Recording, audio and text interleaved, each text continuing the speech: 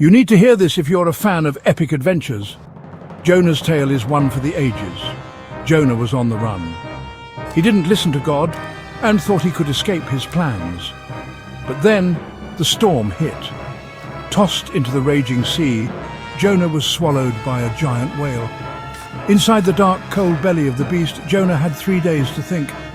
3 days to reflect on his choices. Imagine the fear, the regret, the hope.